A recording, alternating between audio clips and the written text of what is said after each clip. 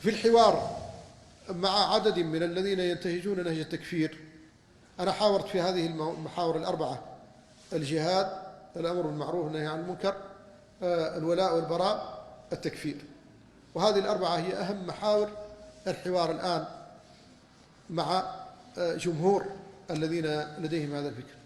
لا يخرج قولهم على أحد هذه المحاور الأربعة غالبا. محور التكفير كان من أخطرها، ونظرا لأن الوقت قد ضاق عموما طبعت 4 كتب من الحوار: كتاب عن الجهاد، وكتاب عن التكفير، وكتاب عن الولاء والبراء، وكتاب عن الأمر بالمعروف والنهي عن المنكر. وإن كانت ليست كتبا، هي شريط مفرغ، ولغة الشريط تختلف عن لغة الكتاب كثيرا، لكن عموما فيها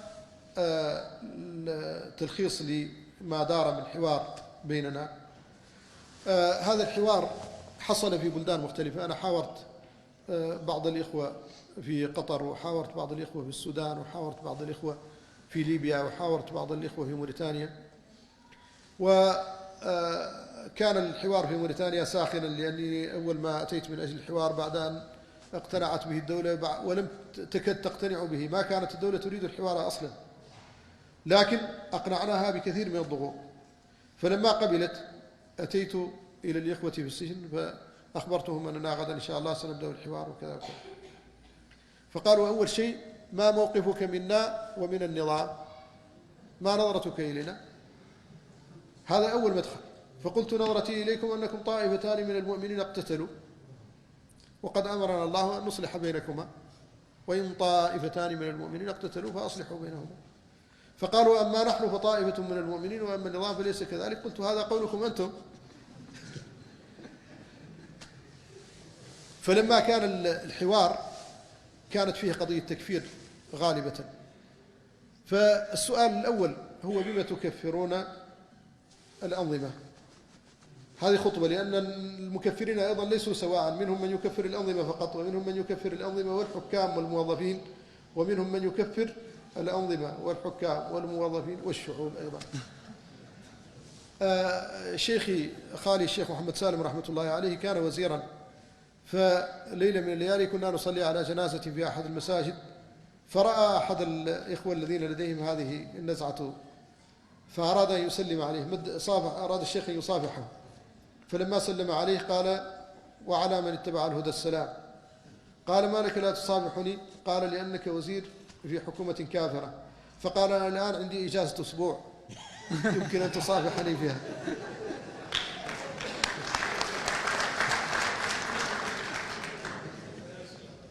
فقضية التكفير بها البدء، لأن الحوار هم إذا نظروا إلى هؤلاء أنهم كفار مرتدون يرون أنهم شر من اليهود والنصارى. فاليهود والنصارى كفار أصليون يقرون على كفرهم إذا دفعوا الجزية مثلا أو كانوا معاهدين، لكن هؤلاء كفار مرتدون لا يقرون أبدا على كفرهم. وهذه النظرة الحدية فيها خطورة كبيرة. فلذلك يرون مثلا القتال في فلسطين، الحرب في غزة، يرون أن المفروض أن نقاتل مع اليهود وأن لا ننصر أهل غزة.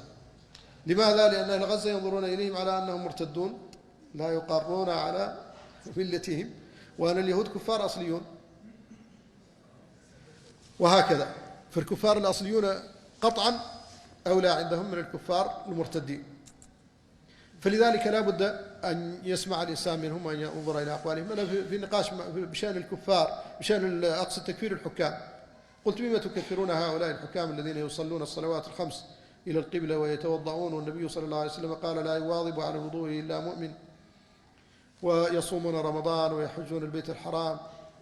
قالوا: لأن الله قال: ومن لم يحكم بما أنزل الله فأولئك هم الكافرون.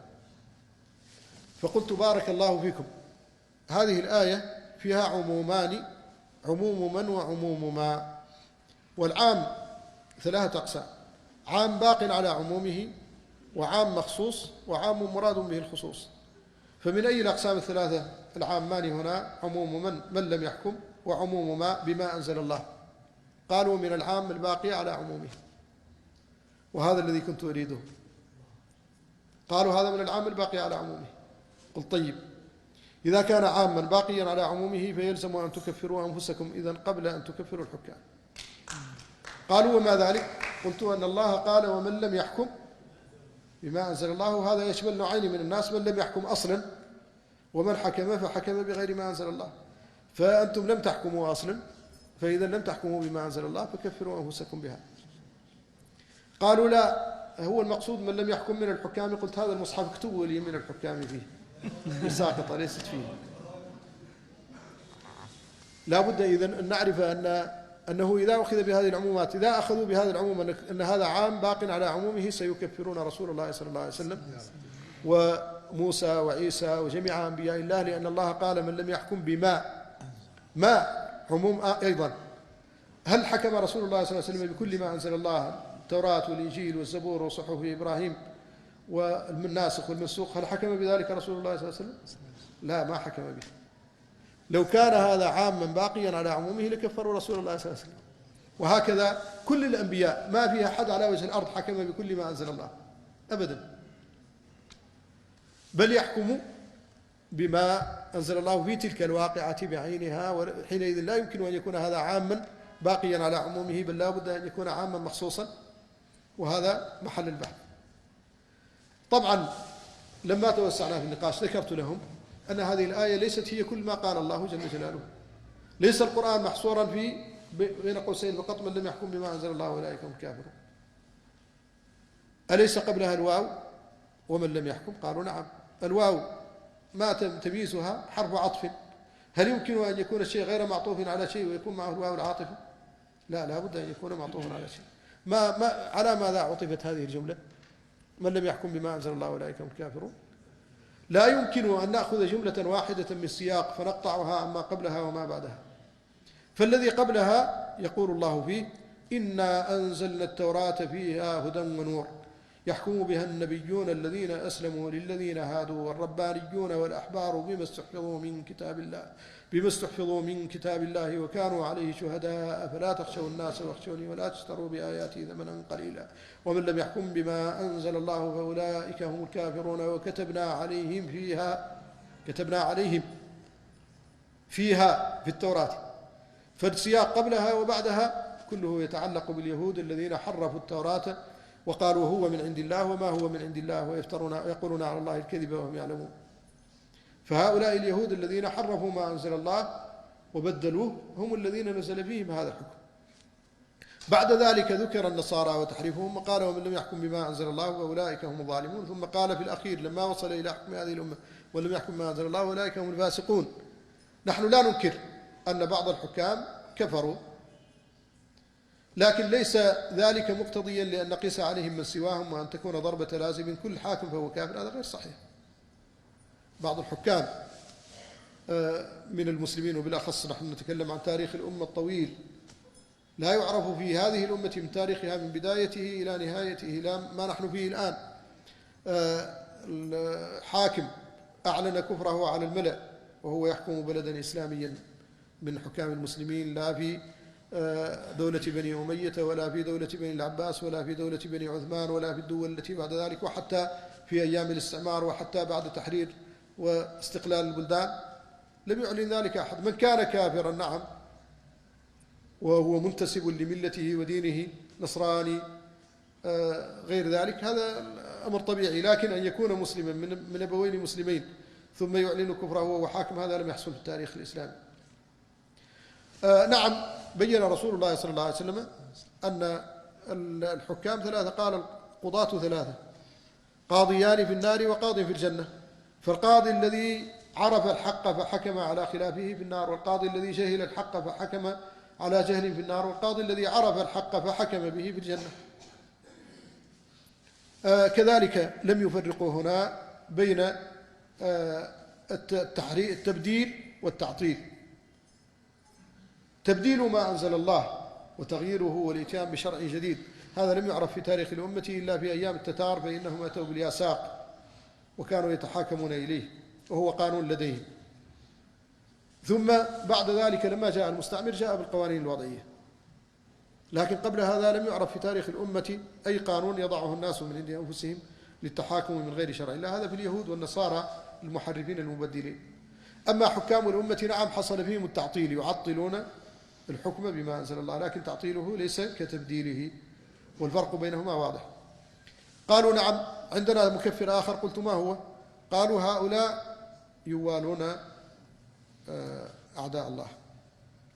وهذا راجع لما ذكرناه من أن بعض الحركات الإسلامية وبعض الدعاة يرسخون بعض المفاهيم حتى تكون في المناهج وتدرس وفيها مجازفة. فمثلا الآن راسخ في نفوس الناس الأصول العشرة التي ذكرها الشيخ محمد بن عبد الوهاب رحمة الله عليه وسماها نواقض الإسلام العشرة. هذه نعم هي تنقض الإسلام من وجه، لكن بعضها صياغته فيها جزافية، ومنها قضية المظاهرة، من ظاهر الكفار كفر. هذا ليس على إطلاقه، ليس كل مظاهر الكفار كافر، فقد ظاهرهم حاطب بن أبي بلتعة رضي الله عنه وكتب إلى المشركين بمكة كتابا ولم يكفره رسول الله صلى الله عليه وسلم، بل حكم بأنه من أهل الجنة. وعندما قال له عبده والله لا يدخلن حاطب النار قال كذبت والذي نفس محمد بيده لا يلج النار أحد بايع تحت الشجرة. فحاطب قطعا من أهل الجنة، يجب الإيمان بذلك. ومع ذلك ظاهر المشركين باجتهاد. لكن التدقيق في هذه المسألة أن يقال مظاهرتهم في الدين، هذا شرط لا بد منه. معناه أن تظاهر أهل دين غير الإسلام في مقابل دين الإسلام، لأن الله اشترط هذا فقال لا ينهاكم الله عن الذين لم يقاتلوكم في الدين ولم يخرجوكم من دياركم أن تبروهم وتقسطوا إليهم إن الله يحب المقسطين، إنما ينهاكم الله عن الذين قاتلوكم في الدين وأخرجوكم من دياركم وظاهروا على إخراجكم أن تولوهم. وقال تعالى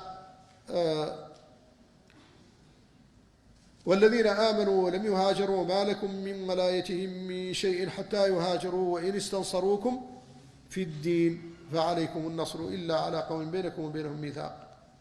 فلا بد أن نعرف أن الولاء والبراء مرتبط بالدين. أما نصرة الإنسان لقبيلته أو لحزبه السياسي أو لزعيم يتبعه أو لمن يرتزق من ماله في مقابل ذلك فليس هذا كفرا، هو معصية وكفر دون كفر، لكن لا يخرجه من الملة. فهذه المجازفة في كلام بعض أهل العلم والدعاة والمربين أدت إلى هذا الخلط الذي نشأ لدى كثير من الشباب. هذه المظاهرة قلت لهم ما مثالها؟ قالوا فتحوا قواعدهم للأمريكان ليضربوا أفغانستان والعراق وغيرها. قلت طيب لو أنهم لم يفتحوها للأمريكان ولكن دمروا العراق وأفغانستان على رؤوس أهلهما، هل يكفرون بذلك؟ قالوا لا. قلت ما الفعل الذي إذا فعله الإنسان لم يكفر به وإذا ساعد عليه غيره كفر به؟ هل هذا معقول؟ في الشريعة المباشرة تقطع حكم التسبب، لكن التسبب لا يقطع حكم المباشرة. قالوا نعم في أمر آخر وهو أنهم يحبون الكفار، وهذه المحبة ترجع إلى البراء، ناقض للبراء، فإنهم يحبون الكفار. فقلت هل كل محبة لكل كافر هي كفر مخرج من الملة؟ قالوا نعم، هي ناقض من نواقض الإسلام العشرة. قلت يقول الله تعالى لمحمد صلى الله عليه وسلم إنك لا تهدي من أحببت. أحببت فعل ماض مثبت، أثبت الله أنه أحب أبا طالب، لكن قال له إنك لا تهدي من أحببت. هل تكفرون محمد صلى الله عليه وسلم بمحبته لأبي طالب؟ غير ذلك يقول الله تعالى والمحصنات من المؤمنات والمحصنات من الذين أوتوا الكتاب. أحل الله للمسلم أن يتزوج المحصنات من الذين أوتوا الكتاب. هل يمكن أن يقول له لا يحل لك أن تحبها ولكن لك أن تتزوجها؟ هل هذا معقول؟ قالوا لا، مش معقول. فقضية المحبة هنا بين الله أننا نحب بعض الكفار، فقال ها أنتم أولئك تحبونهم ولا يحبونكم وتؤمنون بالكتاب كله وإذا لقوكم قالوا آمنا. هذا الحب الطبيعي وليس حبا في الدين، فلذلك تنتقض قواعدهم من أصولها إذا أتيت بهذا التدقيق. لهذا فلا بد من الحوار، ولا بد أن يكون الحوار بهذه القواعد. وأقول قولي هذا وأستغفر الله لي ولكم، وأسأل الله سبحانه وتعالى بأسمائه الحسنى وصفاته العلى أن يوفقنا لما يحب ويرضى، وأن يجعل ما نقوله ونسمعه حجة لنا لا علينا. وصلى الله وسلم على نبينا محمد وعلى آله وأصحابه.